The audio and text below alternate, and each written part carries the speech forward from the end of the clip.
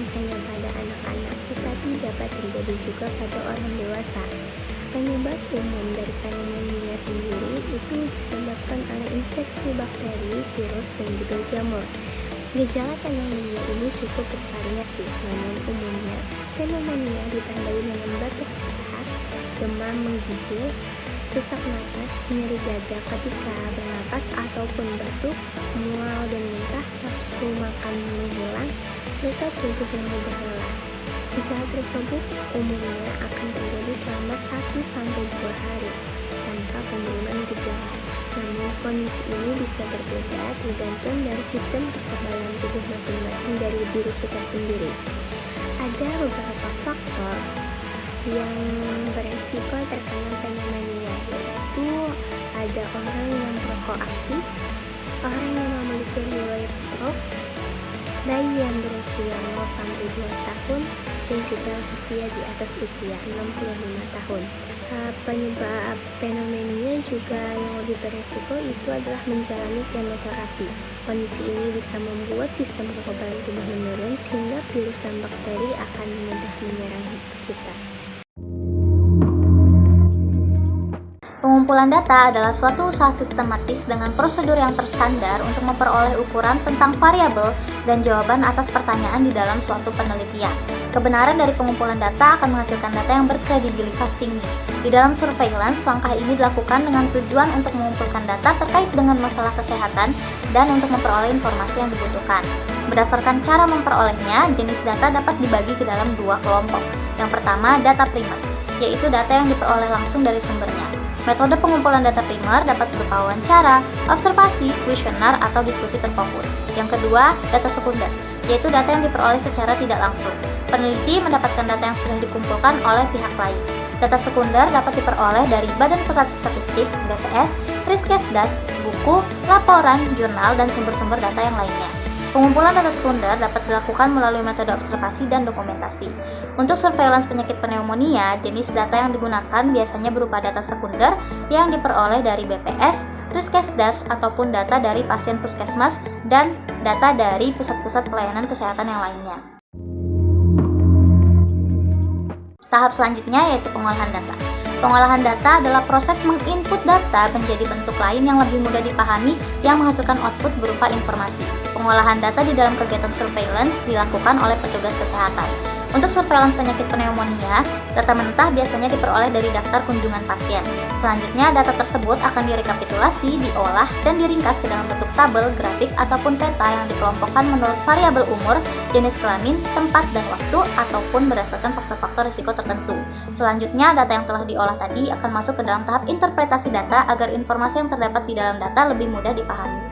Kegiatan pengolahan data surveillance akan terlaksana dengan baik jika didukung oleh sarana dan prasarana yang sesuai dengan kebutuhan. Analisis data adalah suatu proses pengolahan data yang memiliki manfaat untuk menemukan informasi data yang berguna sebagai dasar pengambilan keputusan.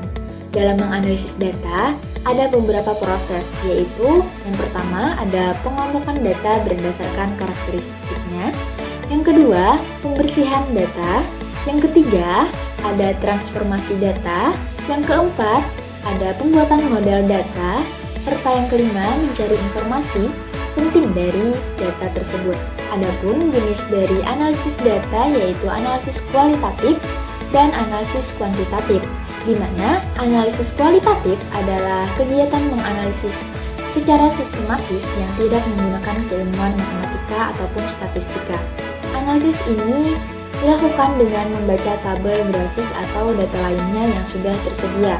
Kemudian teknik analisis kuantitatif, analisis yang menggunakan teknik keilmuan matematika dan statistika. Analisis ini berupa angka yang disajikan dan diuraikan oleh peneliti. Dalam menggunakan analisis data, pastikan data yang berasal dari sumber yang jelas, kemudian lakukan identifikasi data dan pengelompokan data berdasarkan karakteristiknya.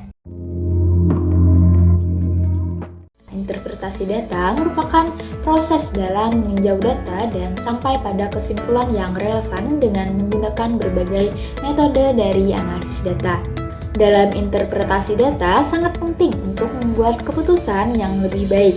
Adapun langkah-langkah dalam menginterpretasikan data yaitu yang pertama, mengumpulkan data. Data yang dikumpulkan tentunya harus relevan sehingga dapat divisualisasikan dalam bentuk diagram batang, diagram lingkaran, ataupun grafik. Yang kedua, mengembangkan penemuan yang telah diteliti. Hal ini biasanya berupa ringkasan dari temuan peneliti. Yang ketiga, menarik kesimpulan. Setelah mengembangkan temuan dari kumpulan data, hal ini wajib untuk dapat ditarik kesimpulannya berdasarkan tren yang telah terjadi. Yang keempat, yaitu ada memberikan rekomendasi. Prosedur atau langkah-langkah dalam menginterpretasi data yang terakhir yaitu menyatakan rekomendasi apa yang cocok berdasarkan tren yang terjadi pada temuan peneliti. Berikut ada contoh dari interpretasi data dari penyakit pneumonia.